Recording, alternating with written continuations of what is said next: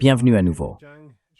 Nous avons le grand plaisir d'accueillir aujourd'hui Zhang Shuqin pour parler du déclin de la Pax Americana. Merci beaucoup d'être avec nous.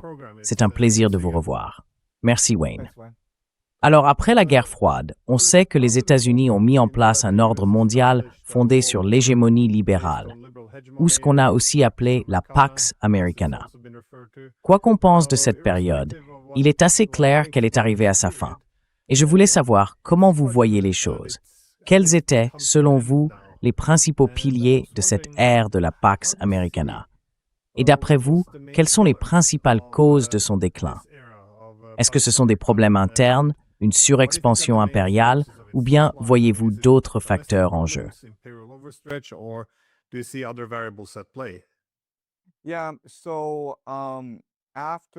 Oui, donc après la Seconde Guerre mondiale, l'Amérique a instauré la Pax Americana. Le pilier principal de ce système, c'était le dollar américain, utilisé comme monnaie de réserve mondiale, ce qui a facilité le commerce international. Et les États-Unis ont aussi offert des garanties de sécurité permettant aux pays d'échanger librement. Du coup, les nations n'avaient plus besoin d'investir leurs ressources dans la défense nationale. Elles pouvaient se concentrer sur leur avantage compétitif. Ça a conduit à une production de richesses énorme au cours des dernières décennies, à une croissance de la population et à une hausse du niveau de vie, notamment dans un pays comme la Chine. Le problème, c'est qu'à long terme, ce système n'est pas durable parce qu'il crée beaucoup de contradictions internes. Par exemple, la relation entre la Chine et les États-Unis n'est pas une relation d'échange équilibrée.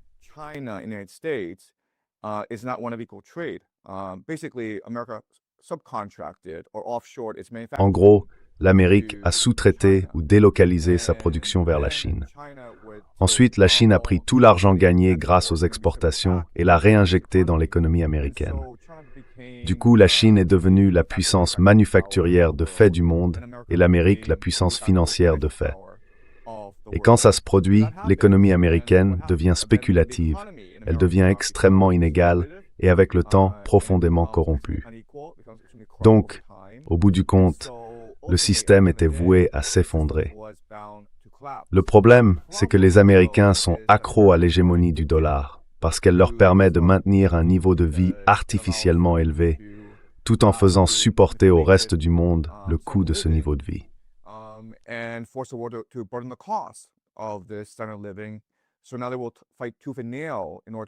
Alors maintenant, ils vont se battre bec et ongle pour maintenir la Pax Americana. Il y a deux façons pour eux d'y parvenir. La première, c'est d'étrangler leurs ennemis. Et les trois principaux ennemis, bien sûr, sont la Russie, la Chine et l'Iran. On le voit déjà, l'Ukraine est en réalité une guerre par procuration contre la Russie. Les Américains ont envahi le Moyen-Orient et s'en prennent à l'Iran. Et depuis 10 ans, ils ont lancé une guerre commerciale contre la Chine.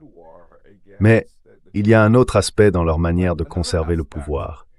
Ils finissent par cannibaliser leurs propres alliés. On le voit clairement parce qu'en ce moment, l'Amérique essaye de coloniser l'hémisphère occidental. Elle a d'ailleurs récemment lancé une attaque contre le Venezuela.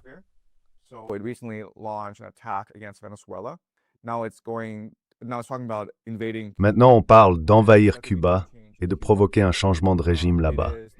Et en réalité, ce changement de régime est déjà en cours dans toute l'Amérique du Sud. En Colombie, il y a une élection présidentielle où le favori est un candidat très pro-américain. En Argentine, le président est à la fois très pro-américain et pro-sioniste. Donc on a vraiment l'impression que l'Amérique veut coloniser tout l'hémisphère occidental. Quant à la façon dont elle traite ses alliés européens, c'est essentiellement en les affaiblissant. Elle les oblige à augmenter leur budget pour l'OTAN, à payer des droits de douane et en plus à payer 50% de plus pour le gaz naturel liquéfié américain. Donc il y a deux aspects ici. D'un côté, forcer la guerre à ses ennemis et de l'autre, affaiblir, voire dévorer ses propres alliés.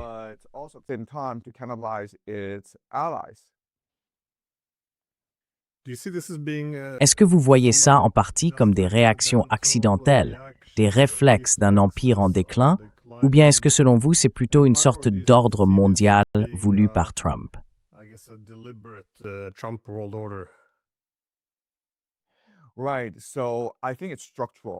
Oui, je pense que c'est structurel.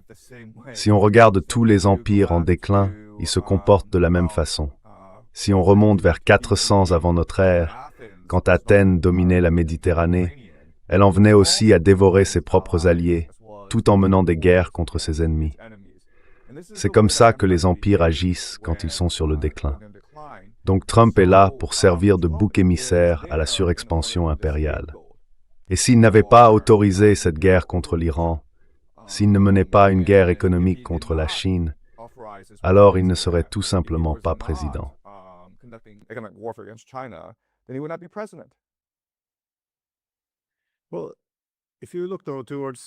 Eh bien, si on regarde, la raison pour laquelle on parle de Pax Americana, c'est bien sûr pour la comparer à la période qu'on appelle la Pax Romana.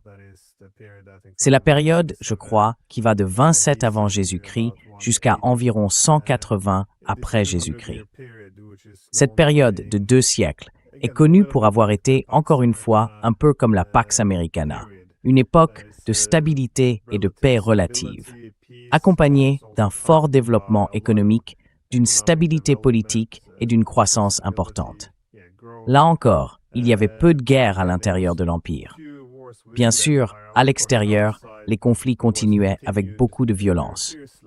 Donc, encore une fois, c'est assez comparable à ce qu'on a vu au cours des 30 dernières années, ou un peu plus. Mais est-ce que, selon vous, la montée, puis le déclin de la Pax Romana suivent une tendance similaire à ce qui est arrivé aux États-Unis? Ou bien voyez-vous d'autres signes comparables dans les ascensions et les déclins d'autres civilisations?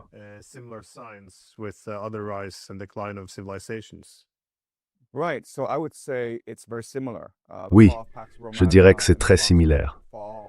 La chute de la Pax Romana et celle de la Pax Americana se ressemblent beaucoup. Il est facile de romantiser l'Empire romain, d'en avoir la nostalgie, et beaucoup le font. Mais il faut se rappeler que la grande majorité de la population romaine était composée d'esclaves ou de paysans, et qu'ils vivaient des vies extrêmement dures. Et on retrouve une situation comparable avec la Pax Americana. Oui, il existe une élite mondiale, peut-être 10% de la population qui vit bien mieux qu'avant. Mais au bout du compte, la majorité de la population mondiale, surtout dans le sud global, étouffe sous l'hégémonie américaine.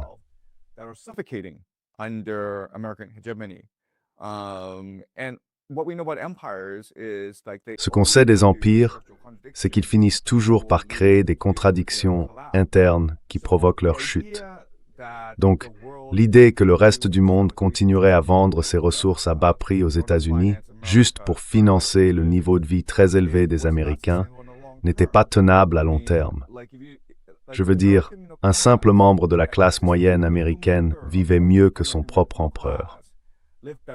On pouvait manger n'importe quel plat venu du monde entier, à n'importe quelle saison.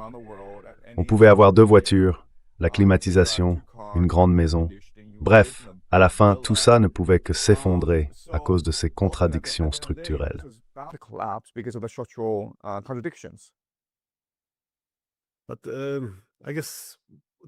J'ai l'impression que l'interne et l'externe sont assez liés. Avec la surexpansion impériale des États-Unis, beaucoup de ressources sont détournées du centre vers la périphérie de l'Empire. Et on a le sentiment qu'une grande partie de la société américaine s'est vidée de l'intérieur. Je me demandais comment vous évaluez tout ça. Est-ce que vous regardez surtout le côté économique, ou bien vous voyez l'instabilité politique comme la source des problèmes économiques? Et comment, selon vous, tout cela s'articule avec la dégradation sociale? Parce qu'il semble y avoir une déstabilisation du tissu social, et on pourrait même parler d'un effondrement moral. Si l'État perd sa légitimité morale aux yeux de la population, on peut imaginer qu'une crise de légitimité politique finira par suivre. Je me demande donc comment, selon vous, tous ces éléments s'enchaînent.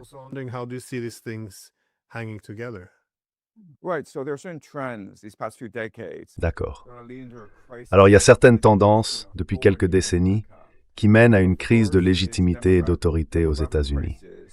La première, c'est la crise démographique. Les baby boomers, pendant très longtemps, ont été le plus grand groupe politique du pays. Ils contrôlent toute la richesse, tout le pouvoir politique et tout le statut social en Amérique. Et grâce à la Pax Americana, ils peuvent vivre bien plus longtemps que l'espérance de vie moyenne. À l'époque où les baby-boomers grandissaient, l'espérance de vie moyenne d'un Américain était d'environ 72 ans. Aujourd'hui, beaucoup d'entre eux, peut-être 10%, vivront jusqu'à 100 ans, au moins. Et à cause de ça, il y a un vrai manque de mobilité sociale aux États-Unis. Les jeunes n'ont plus d'opportunités.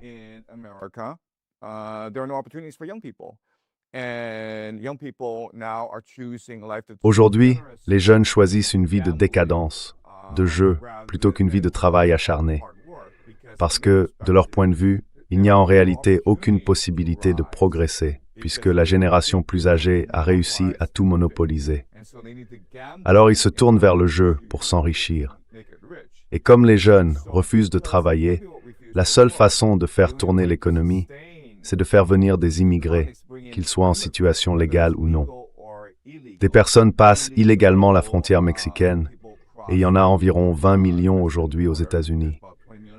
Et puis il y a aussi des millions d'autres qui arrivent légalement grâce au programme de visa H-1B, qui, si on y regarde de près, s'apparente presque à de l'esclavage.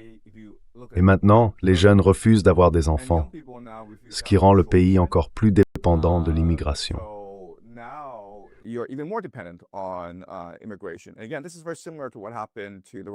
Encore une fois, c'est très proche de ce qui est arrivé à l'Empire romain, quand les femmes ont simplement refusé d'avoir des enfants et qu'ils ont dû faire venir des immigrés pour faire tourner l'économie. Donc, premier point, la crise démographique. Ensuite, le deuxième problème, c'est la crise financière. L'Amérique ne fabrique plus rien. Tout ce qu'elle fait, c'est parier et spéculer.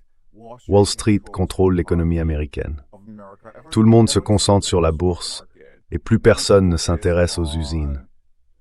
Thomas Piketty en parle dans son livre « Le capital au XXIe siècle », où il explique qu'à terme, la crise du capitalisme, c'est qu'on gagne plus d'argent en cherchant la rente qu'en produisant réellement.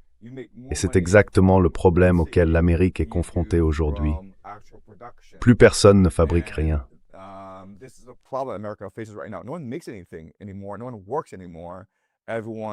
Plus personne ne travaille. Tout le monde est devenu un joueur compulsif. Voilà la deuxième grande crise. Et la troisième, c'est la surproduction des élites. Il y a tout simplement trop de gens riches qui se battent pour trop peu de postes de pouvoir et de prestige. Si on regarde Washington, on voit presque une guerre civile entre l'ancienne garde, l'oligarchie financière, et la nouvelle garde, l'oligarchie technologique, qui veut imposer l'intelligence artificielle et les centres de données. Donc il y a plusieurs crises en même temps aux États-Unis. Mais ce qu'il faut bien comprendre, c'est que tout cela montre les signes d'un empire en déclin. C'est un schéma qu'on retrouve souvent dans l'histoire. Et une fois qu'un empire a commencé à décliner, la seule question, c'est quand il va mourir, pas s'il va mourir.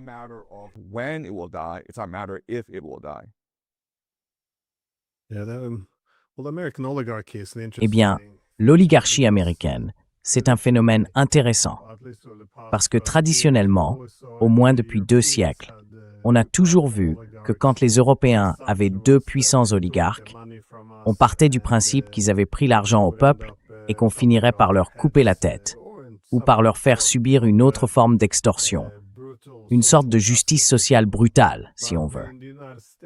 Mais aux États-Unis, il y a toujours eu un autre état d'esprit.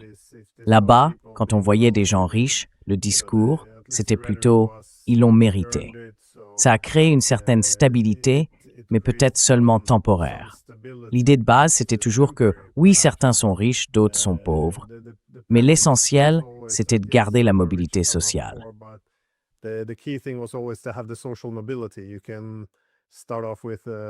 On peut commencer avec rien du tout dans les poches et finir par devenir riche. C'est un peu ça le rêve américain, en somme. Mais une fois que cette mobilité sociale disparaît, il n'y a plus vraiment de raison de penser que l'oligarchie serait traitée plus favorablement aux États-Unis qu'ailleurs dans le monde. On dit souvent que l'Empire américain, la Pax Americana, est en déclin, voire en train de mourir. Alors, que se passe-t-il ensuite, si on tire les leçons de l'histoire? Est-ce qu'on parle d'une guerre civile américaine ou simplement d'un repli de l'Empire? Je veux dire, on n'a pas de boule de cristal, bien sûr. Mais ce que je demande, c'est quels sont les chemins possibles, en réalité?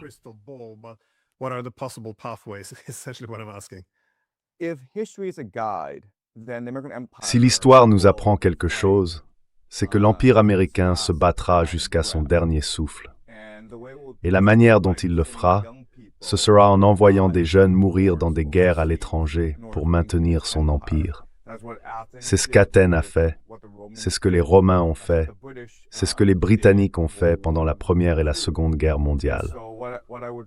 Donc, ce que je prévois, c'est qu'à un moment donné, il y aura une conscription nationale pour poursuivre cette guerre en Iran. Parce que si l'Amérique continue de bombarder l'Iran, comme elle le fait en ce moment, elle finira par manquer de munitions et d'avions coûteux. Alors elle devra envoyer des jeunes hommes mourir pour maintenir cette guerre.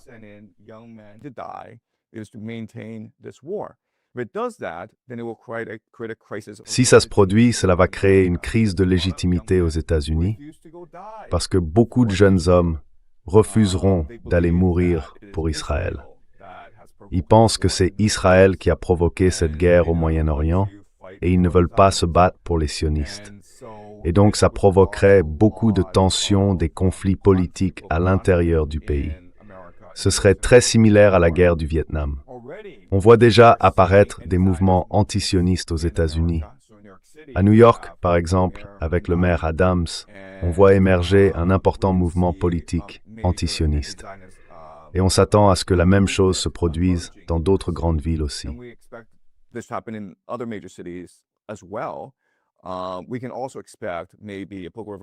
On peut aussi s'attendre peut-être à une sorte de révolution politique au sein du Parti démocrate, qui le rendrait beaucoup plus orienté à gauche. En ce moment, le Parti démocrate est très dépendant des sionistes, mais aussi des oligarques, de l'élite financière. Donc on peut prévoir qu'une grande rupture politique va émerger aux États-Unis dans les prochaines années. Et puis, dans un empire en déclin, le système politique perd son autorité morale, il perd sa légitimité.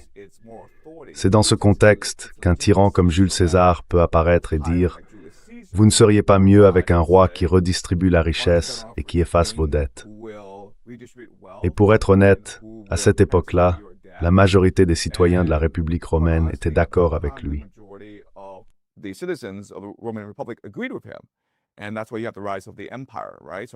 Et c'est pour ça qu'on assiste à la montée de l'Empire, non? Donc, je peux très bien imaginer Donald Trump, en 2028, essayer d'obtenir un troisième mandat. Et vous seriez surpris de voir qu'une grande partie de la population américaine soutiendrait cette idée, parce qu'ils considèrent que c'est la seule voie, le seul moyen de se débarrasser de l'oligarchie qui a désormais pris le contrôle de l'Amérique. Et à cause de ça, on risque de voir beaucoup plus de violence politique.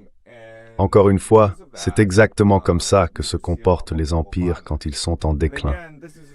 Ils sont surétendus à l'étranger, engagés dans des guerres inutiles qu'ils ne peuvent pas gagner. Et à l'intérieur, ils traversent une crise de légitimité, mais aussi une crise d'autorité morale.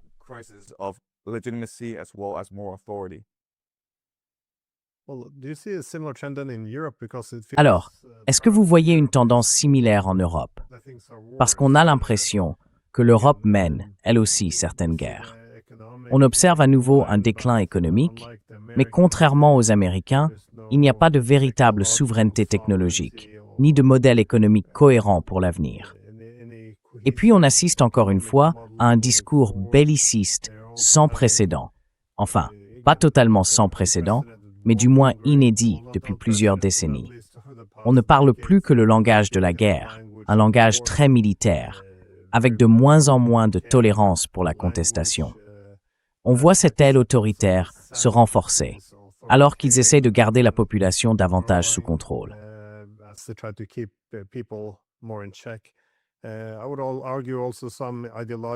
Je dirais aussi qu'il y a une forme de subversion idéologique, que l'ancien statu quo ne fonctionne plus. On voit donc apparaître de nouveaux efforts, très visibles, pour changer des croyances, des valeurs et des opinions politiques fondamentales, est en fait pour remplacer les anciennes structures institutionnelles. Maintenant, que ce soit un succès ou non, ou que ce soit juste une manière de retarder l'inévitable tout en aggravant la situation, moi, je pense que ça va provoquer une énorme crise de légitimité. Mais selon vous, est-ce que l'Europe va dans la même direction ou est-ce qu'elle est en avance ou en retard par rapport aux Américains?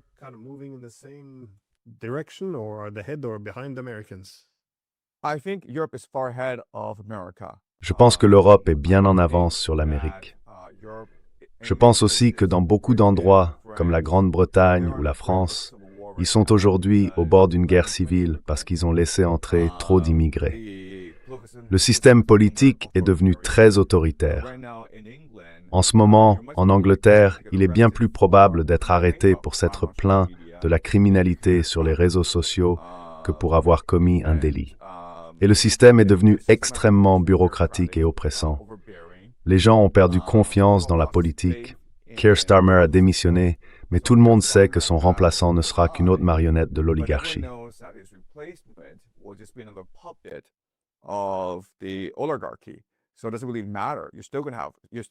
Donc, au fond, ça ne change rien. Vous allez quand même continuer à investir dans cette guerre en Ukraine. Vous allez quand même laisser entrer trop d'immigrés. Vous n'allez toujours pas vous attaquer à la criminalité. Vous allez garder une bureaucratie étouffante. Donc, rien ne changera. Et à un moment donné, les gens en auront assez et ils se soulèveront. On verra alors une réaction en chaîne dans toute l'Europe. On ne sait pas où la première étincelle jaillira. C'est difficile à prévoir. Mais une fois que cette première étincelle sera allumée, je pense qu'il sera très difficile pour l'élite politique européenne actuelle de garder le pouvoir.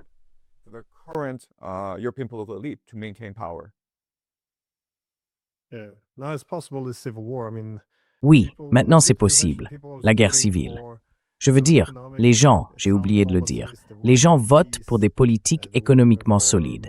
Ils votent pour la paix. Ils votent pour des valeurs plus conservatrices. Mais au final, ce qu'ils obtiennent, c'est la guerre, la fierté, l'immigration de masse et une classe politique qui ignore les intérêts nationaux au profit d'institutions mondiales où elle obtient de beaux postes. Alors, comment tu vois ça, une guerre civile? Quelles seraient les lignes de fracture, selon toi? Ce serait entre les groupes ethniques, une lutte des classes, le peuple contre les élites, les nationalistes contre les mondialistes? Comment tu vois cette division?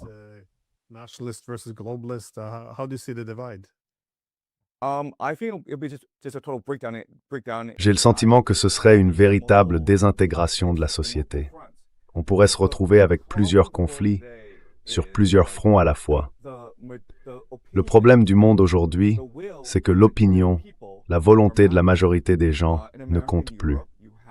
Aux États-Unis comme en Europe, on a affaire à une bureaucratie très ancienne, complètement déconnectée, refermée sur elle-même et qui vit dans l'illusion. Les Européens pensent qu'ils sont en train de gagner cette guerre en Ukraine. Ils s'imaginent que du jour au lendemain, il y aura un coup d'État contre Poutine, que la Russie s'effondrera et qu'ils pourront ensuite récupérer toutes sortes de réparations auprès d'elle. Et l'élite américaine à Washington pense elle aussi qu'elle n'est qu'à un jour de remporter cette guerre en Ukraine.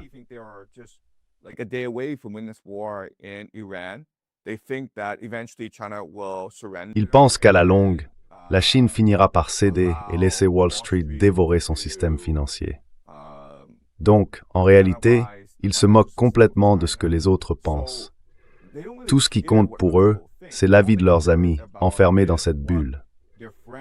Si vous n'êtes pas d'accord avec eux, vous êtes tout simplement expulsé de cette bulle, sans ménagement. Regardez la réalité, c'est que si on observe ce qui se passe dans les médias américains, Larry Ellison, l'un des hommes les plus riches du pays, a racheté CBS News, il a aussi racheté CNN, et il a nommé Barry Weiss à la tête des deux chaînes. Et Barry Weiss est en train de détruire ces deux organisations. Ou plutôt, elle a déjà détruit CBS News. On peut donc s'attendre à ce qu'elle fasse la même chose avec CNN. Beaucoup de journalistes se plaignent de ne plus pouvoir être objectifs et d'être devenus ouvertement partisans. Et là, on se demande pourquoi Larry Ellison, qui n'est pas idiot, dépenserait autant d'argent pour racheter CBS News et CNN, deux organisations qui sont en train de mourir. La réponse, c'est que de leur point de vue, seules les opinions des baby-boomers comptent aujourd'hui. Tant qu'ils arrivent à capter ce petit groupe de la population, ces baby-boomers qui soutiennent massivement Israël et la guerre contre l'Iran, tant qu'ils les tiennent, ils peuvent faire ce qu'ils veulent, parce qu'ils contrôlent tout le reste. Ils contrôlent le système financier, ils contrôlent le système politique, ils contrôlent l'armée. On est donc dans une situation où les élites vivent dans une bulle, et elles deviennent chaque jour un peu plus déconnectées de la réalité.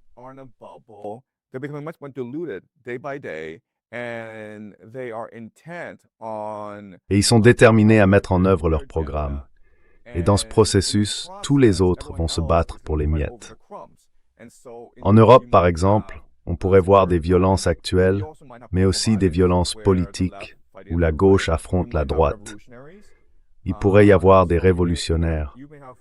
Vous avez peut-être vu les informations sur ce tireur à Montréal.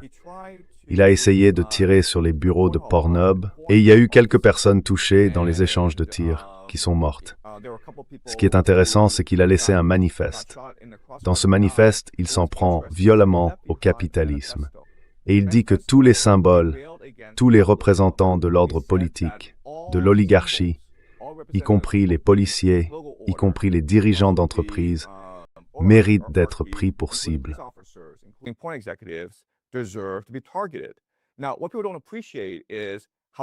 Ce que les gens ne réalisent pas, c'est à quel point le manifeste est cohérent et bien formulé. Il y aura toujours une petite minorité de la population, pas beaucoup, peut-être une centaine de personnes par an, qui prendront les armes et tenteront de renverser l'oligarchie parce qu'elles pensent que c'est une cause juste. Elles sont prêtes à mourir pour cette cause. Et on peut s'attendre à ce que ces chiffres augmentent avec le temps. Pensez à la Russie tsariste, à la fin du XIXe siècle.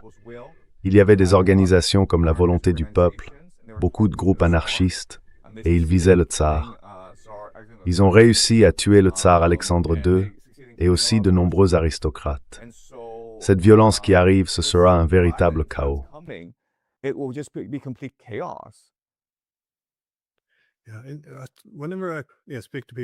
Oui, à chaque fois que je parle avec des gens et que le sujet d'une possible guerre civile revient, beaucoup trouvent que c'est exagéré ou très improbable. Mais en réalité, tous les indicateurs montrent que c'est bien la direction qu'on prend. Peut-être pas demain, d'accord, mais les signaux sont là et ils se dégradent. On le voit dans les sondages aux États-Unis. Les gens s'attendent à plus de violence, à plus de ressentiment entre les différents groupes. Et on entend aussi des inquiétudes à propos d'une guerre civile, que ce soit au plus haut niveau de l'armée française ou chez des responsables politiques britanniques.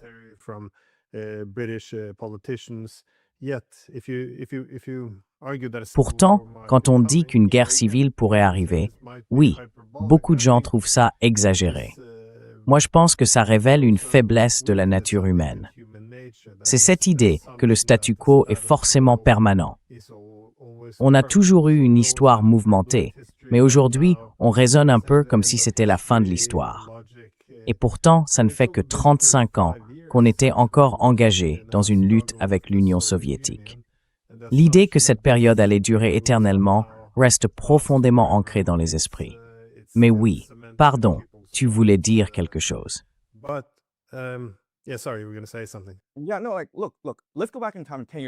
Non mais attendez, revenons 10 ans en arrière, d'accord? Si, il y a 10 ans, donc en 2016, je vous avais dit qu'au Royaume-Uni, des gens seraient arrêtés à cause de leurs tweets, que les États-Unis envahiraient l'Iran sans raison, que des personnes seraient cancel pour un discours un peu idiot qu'elles auraient tenu, qu'il y aurait un confinement mondial à cause d'un virus et que les gens seraient obligés de se faire vacciner. En 2016, tout le monde aurait pensé que vous étiez complètement fou. On vous aurait enfermé en disant que vous étiez totalement délirant. Ces choses-là auraient été inimaginables pour quiconque en 2016, y compris pour nous.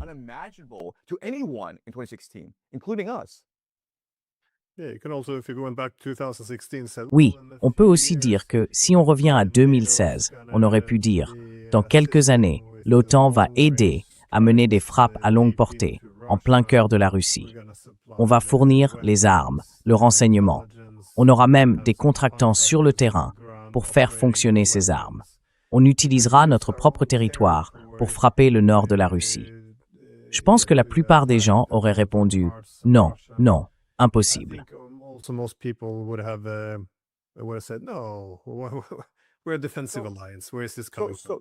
Nous sommes une alliance défensive. D'où ça vient ça? Le monde est déjà devenu fou. Le problème, c'est qu'on a fini par normaliser cette folie. Regardez ce qui se passe à Gaza. Regardez ce qu'Israël fait au Moyen-Orient. Ils déclarent la guerre un peu partout. Israël est au Liban, et maintenant ils envisagent une guerre contre la Turquie et l'Égypte. Et on se dit le monde est complètement fou. Mais malheureusement, on a cette capacité à très vite normaliser la folie. Et dans un an, je pense que les choses seront bien pires. Et on finira encore par trouver ça normal. Et comme on est capable de normaliser cette folie, on creuse le trou de plus en plus profond. Si à ce stade on disait tous « stop », ce qui se passe à Gaza est atroce. L'Ukraine qui lance des frappes de drones sur Moscou, c'est atroce parce que ça peut mener à une guerre nucléaire. Les Américains qui envahissent l'Iran et provoquent l'effondrement de l'économie mondiale, c'est atroce aussi. Si on se mettait tous ensemble pour dire « ça suffit, tout ça est insensé », alors cette folie s'arrêterait. Mais comme, malheureusement, on a pris l'habitude de normaliser cette folie, elle ne fait que s'aggraver, encore et encore.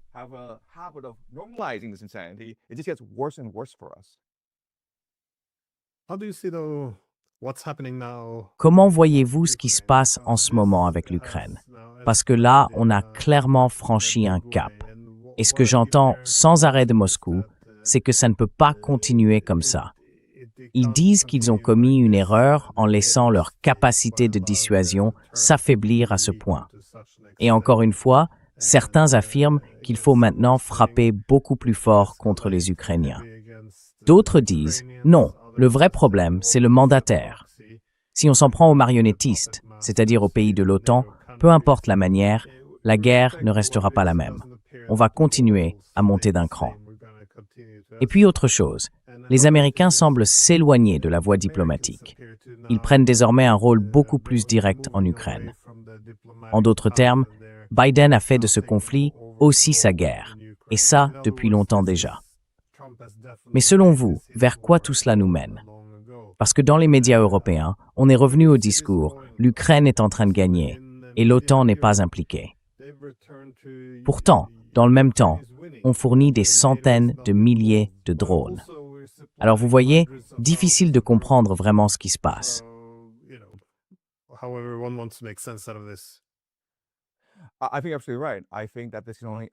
Je pense que vous avez tout à fait raison. À mon avis, ça ne peut que s'intensifier. Le mois dernier, on a vu une énorme escalade. L'Ukraine a franchi de nombreuses lignes rouges, n'est-ce pas? Par exemple, l'Ukraine a visé une résidence étudiante à Louhansk, faisant environ 6 morts. Il y a eu une attaque massive de drones contre Moscou. Beaucoup de raffineries de pétrole russes ont été touchées. La Crimée est actuellement sous siège et beaucoup de gens quittent la région. Donc il semble bien que l'Ukraine cherche vraiment à faire monter la tension dans cette guerre.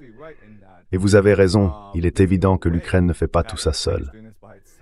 En réalité, elle a perdu son élan il y a environ 1 an, et le moral des forces ukrainiennes est aujourd'hui très bas.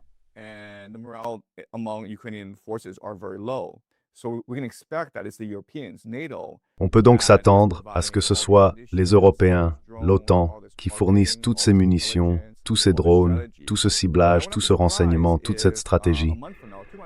Et je ne serais pas surpris que d'ici 1 mois ou 2, il y ait une grande offensive ukrainienne, une offensive terrestre contre la Russie. Mais vous savez, si j'étais la Russie, je serais plutôt patient et stratégique. Parce que si les Européens pensent que cette guerre peut être gagnée, et si l'Ukraine passe à l'offensive, alors je partirais du principe que les Ukrainiens misent gros sur cette offensive. Et donc je les laisserais venir. Aller les affronter directement, c'est ouvrir la boîte de Pandore. Je les laisserai simplement s'épuiser. Et je pense que c'est exactement ce que les Russes vont faire.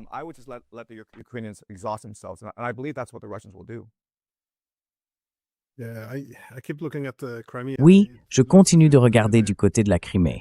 On dirait qu'ils pourraient préparer une traversée, au moins dans la région de Zaporizhia ou de Kherson, de l'autre côté du Dniepr. Enfin, pas seulement de ce côté-là, mais aussi depuis la région d'Odessa, de Kherson, en essayant de passer de l'autre côté.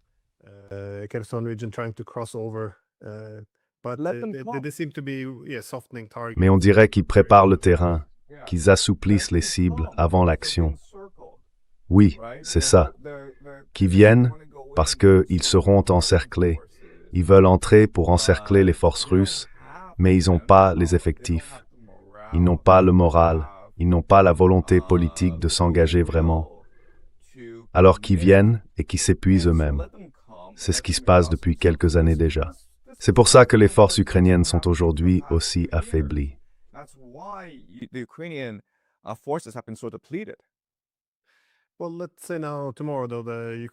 Bon, imaginons que demain, l'armée ukrainienne s'effondre, ou commence à s'effondrer.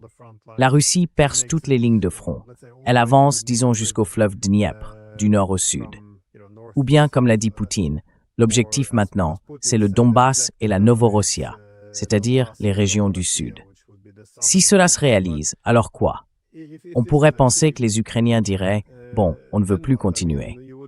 Mais encore une fois, ce n'est pas Kiev qui dirige cette guerre. Elle est pilotée depuis l'Occident.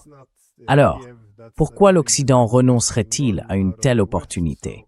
C'est un vaste territoire, avec beaucoup d'Ukrainiens, en pratique sous contrôle de l'OTAN. Et dans le cadre de l'OTAN, on peut utiliser les Ukrainiens pour frapper la Russie avec des missiles longue portée. Il suffit de leur fournir les armes et ils peuvent continuer à frapper la Russie.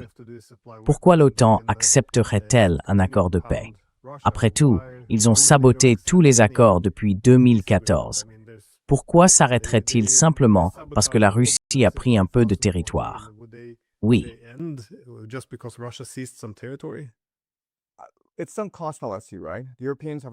C'est ce qu'on appelle le biais du coût irrécupérable, non? Les Européens ont déjà investi des milliards de dollars dans cette guerre. Ils pensent qu'une fois la guerre terminée, ils auront la main sur toutes les ressources ukrainiennes et qu'ils pourront forcer la Russie à payer des réparations. Donc voilà, ils ont déjà englouti encore 20 milliards de dollars et ils sont prêts à en remettre 10, 20 milliards de plus dans ce conflit. Les Européens ne vont pas abandonner. Et vous savez peut-être que les Ukrainiens prévoient de recruter environ 100 000 mercenaires étrangers. C'est comme ça que cette guerre va se poursuivre dans les prochaines années. Les Européens continueront à soutenir l'Ukraine.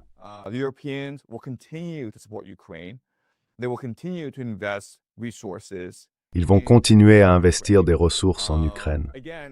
Franchement, j'ai du mal à y croire, vu les pertes, vu les victimes que l'Ukraine a subies ces dernières années à cause de ses contre-offensives. J'ai vraiment du mal à croire que les Ukrainiens mènent cette guerre seuls. Je ne serais pas surpris qu'il y ait en ce moment beaucoup de forces spéciales européennes intégrées aux troupes ukrainiennes. Et bien sûr, il y a énormément d'armes européennes entre les mains des Ukrainiens. Donc à mon avis, ces frappes de longue portée contre Moscou, ce n'est pas Kiev qui les mène, c'est Bruxelles.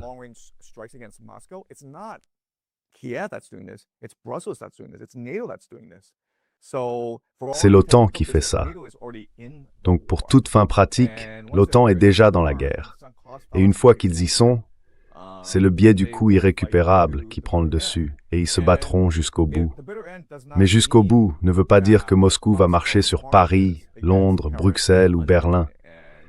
Ce que ça veut dire, c'est que les Européens auront tellement investi dans cette guerre, une guerre impossible à gagner, qu'ils seront forcés d'annoncer une conscription nationale. Et là, ça provoquera une révolution en Europe. Donc, la résolution de cette guerre ne se jouera pas sur le champ de bataille, mais dans les rues de Paris, de Londres, de Berlin et de Bruxelles.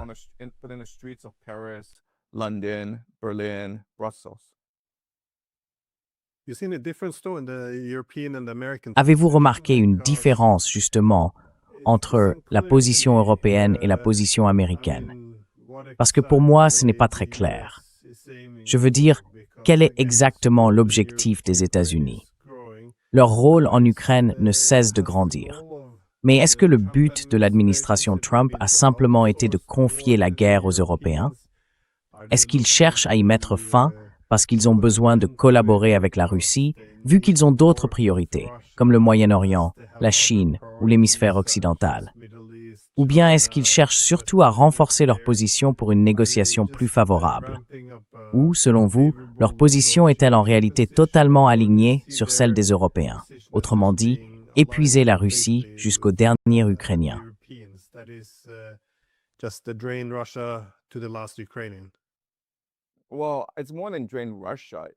Eh bien, c'est pas seulement la Russie qu'on épuise, c'est aussi l'Europe. Donc, on revient au début de cette conversation. Un empire en déclin, qu'est-ce qu'il fait? Il finit par cannibaliser ses alliés, non? Alors, du point de vue américain, cette guerre entre l'Europe et la Russie, si elle dure éternellement, c'est parfait. Pourquoi? Parce que d'abord, je peux vendre plus d'armes aux Européens. Je peux les financer, les pousser à s'endetter, et tout ça, ça soutient le dollar américain. Je peux aussi leur vendre des ressources, du gaz naturel liquéfié, dont ils ont désespérément besoin. Et en ce moment, ils ne peuvent en acheter qu'aux États-Unis, n'est-ce pas? Et cette guerre en Ukraine vise les installations d'exportation de pétrole de la Russie. Donc maintenant, la Russie ne peut plus exporter son pétrole. Résultat, l'Asie de l'Est devient dépendante du pétrole et du gaz américain. Alors du point de vue américain, peu importe qui gagne cette guerre, tant qu'elle continue.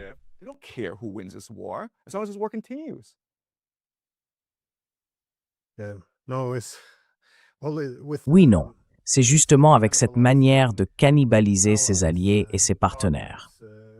On a vu que c'est devenu une caractéristique essentielle ces dernières années, surtout pendant le deuxième mandat de Trump, mais je dirais aussi sous l'administration Biden. Évidemment, les Européens, aujourd'hui, ils définissent la sécurité énergétique comme le fait d'acheter uniquement américain, ce qui est très étrange. Normalement, on est censé diversifier son économie, ses fournisseurs. Mais encore une fois, toutes ces personnes qui ont étudié la sécurité énergétique comme étant une énergie bon marché, fiable, fondée sur la diversification des sources, eh bien, apparemment, il faut réécrire tous les manuels. Parce que maintenant, on dit « coupez-vous de votre principal fournisseur, la Russie, et misez tout sur une énergie plus chère et moins fiable venue des États-Unis ». C'est assez étrange. Et puis, il y a aussi les accords commerciaux, où les Européens semblent prêts à tout abandonner, y compris leur dignité, juste pour apaiser Washington.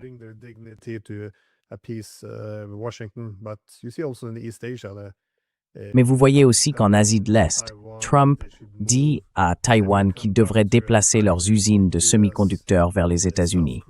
Il demande aux Sud-Coréens d'investir davantage aux États-Unis, de transférer leur production. Comment voyez-vous cette forme de cannibalisation entre alliés? Parce que ça semble être l'inverse de ce qui s'est passé après la guerre froide, enfin, après la Seconde Guerre mondiale plutôt.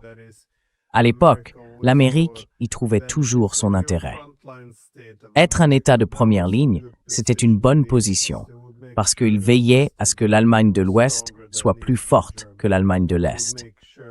Il faisait en sorte que Taïwan soit plus riche que la Chine continentale. Il s'assurait que la Corée du Sud soit plus prospère que la Corée du Nord. Bref, c'était une bonne période pour être un État de première ligne. Mais aujourd'hui, comment voyez-vous les choses évoluer? Parce que ce modèle n'est pas durable.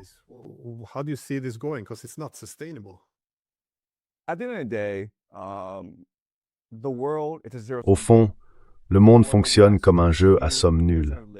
Pour que l'Occident atteigne son niveau de vie après la Seconde Guerre mondiale, il a fallu exploiter le tiers-monde.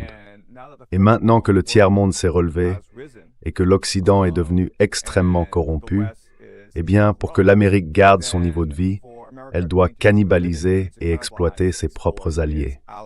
Voilà, c'est ce qui se passe. Comme tu l'as dit tout à l'heure, l'Amérique protégeait l'Europe et le Japon. Et maintenant, elle veut, en gros, les jeter en pâture aux loups. Elle veut forcer le Japon à affronter la Chine, même si ce n'est peut-être pas dans l'intérêt du Japon. Elle va pousser l'Europe à affronter la Russie. Et dans le même temps, l'Amérique vendra à l'Europe et au Japon l'énergie, les ressources et les armes dont ils auront besoin. Tout ça pour maintenir l'empire américain.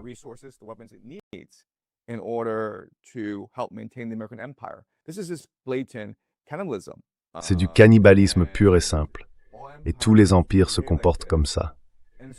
Donc la seule façon de sauver l'Europe, ce serait qu'il y ait une révolution mondiale dans les rues. Et quand ça arrivera, l'Amérique enverra probablement des forces pour attaquer l'Europe. C'est comme ça que les empires agissent.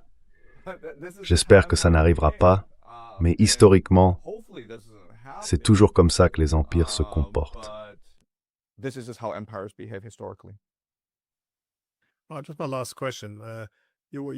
Juste une dernière question. Vous avez déjà un peu parlé de l'Iran, mais globalement, comment voyez-vous la suite? Parce qu'il y avait beaucoup de gens qui étaient enthousiastes à propos du protocole d'accord, le fameux MOU. Même si, à mon avis, la plupart savaient bien qu'il n'y avait aucune chance que les États-Unis le mettent vraiment en œuvre. Ils n'avaient aucun moyen de contrôler Israël. Alors, vers quoi tout ça nous mène? Parce que maintenant, les combats ont repris. Le Liban, évidemment, donne l'impression d'être poussé vers une guerre civile. Les Iraniens, eux, ne vont pas se laisser balader et accepter que les Américains choisissent les parties du MOU qu'ils veulent appliquer. Donc, au final, où est-ce que ça nous laisse?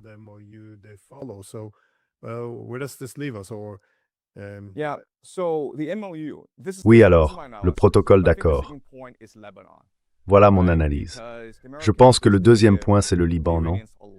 Parce que les Américains offrent en gros beaucoup d'incitations aux Iraniens. Mais le Liban, c'est un point de blocage, parce que l'Iran exige que le Liban fasse aussi partie de tout accord de paix qu'il conclurait. Et ils veulent qu'Israël se retire du Liban. Israël ne va pas le faire. Donc dans les prochains mois, ce que les États-Unis veulent, c'est créer un sujet de discorde entre les gardiens de la révolution et l'establishment politique iranien. En clair, ce que l'Amérique veut faire, c'est détruire les groupes armés qu'ils soutiennent. Il y en a 3 en ce moment. Les milices chiites en Irak, le Hezbollah au Liban et les Houthis au Yémen. Et la manière dont les gardiens de la révolution gardent le pouvoir en Iran, c'est en contrôlant le détroit d'Ormuz.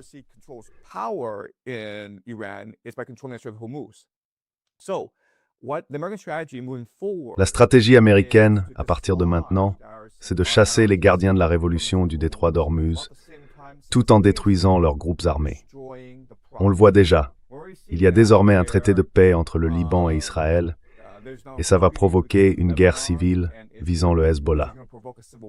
Je ne serais pas surpris que la Syrie attaque le Hezbollah depuis le nord, qu'Israël intervienne depuis le sud, et que le gouvernement libanais s'en prenne au Hezbollah de l'intérieur. Le Hezbollah est donc dans une situation très difficile. Pour les gardiens de la révolution, c'est presque impossible de protéger à la fois le Liban et le Hezbollah.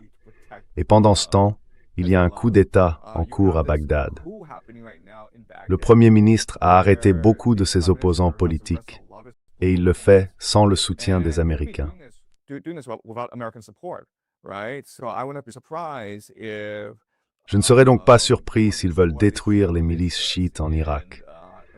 On entend maintenant que l'Arabie saoudite arme des membres de tribus au Yémen pour les envoyer contre les Houthis.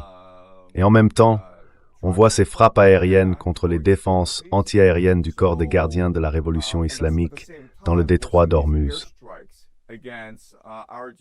Je ne serais pas étonné non plus s'ils tentaient un débarquement terrestre pour déloger les forces du corps des gardiens de la révolution du détroit d'Ormuz. Si vous faites ça, si vous parvenez à atteindre tous ces objectifs en même temps, alors l'Iran serait pratiquement forcé de se rendre. Le dernier bastion, c'est vraiment le corps des gardiens de la révolution. Si le président Perry-Shikin avait eu les mains libres, ils auraient signé le protocole d'accord tout de suite. Il n'y aurait pas eu cette clause sur le Liban. Voilà. C'est la stratégie pour la suite.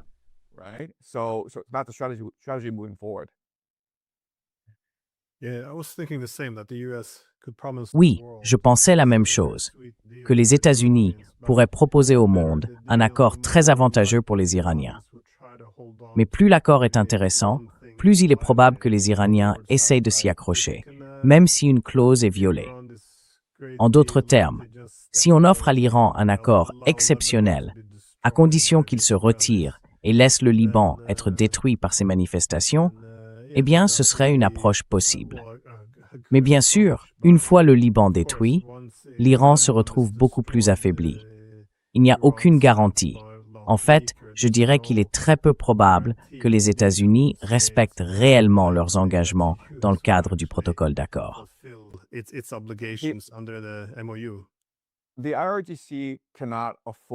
Le corps des gardiens de la révolution islamique ne peut pas se permettre que le Hezbollah tombe. Les milices chiites, les Houthis, mais le Hezbollah, lui, est absolument essentiel à la défense avancée du corps, parce que seul le Hezbollah représente une menace directe pour Israël. Donc si le Hezbollah s'effondre, alors les États-Unis pourront concentrer toute leur attention sur une invasion terrestre de l'Iran, peut-être dès le printemps prochain. Et ce depuis deux directions, le Pakistan et l'Irak. Et déjà, je pense que les Américains arment les Kurdes, ainsi que les forces de milices sunnites en Irak, pour se préparer à une mondialisation totale du conflit avec l'Iran.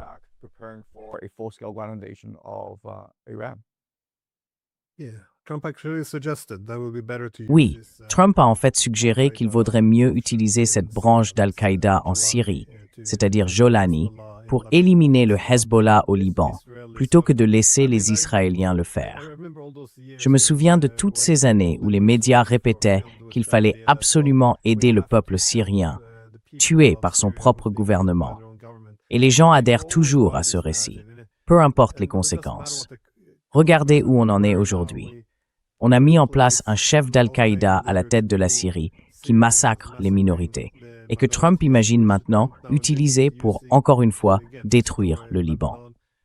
Et on ne tire aucune leçon. On continue à faire semblant qu'en Ukraine, on veut simplement aider les Ukrainiens. C'est tellement absurde, mais on persiste. Pas étonnant qu'on reprenne toujours le même scénario, parce qu'il fonctionne à chaque fois. Que ce soit en Afghanistan, en Irak ou en Libye, c'est toujours la même histoire.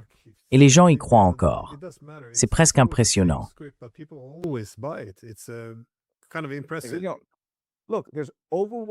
Oui. Écoutez, il y a des preuves accablantes que Al-Qaïda et Daesh ont été des créations américaines.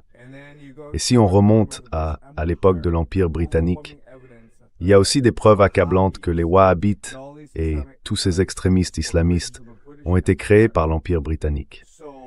Donc, l'extrémisme islamique est une création de l'Empire anglo-américain. Il n'est pas indigène à l'islam, quoi que puissent en dire ceux qui dénigrent cette religion.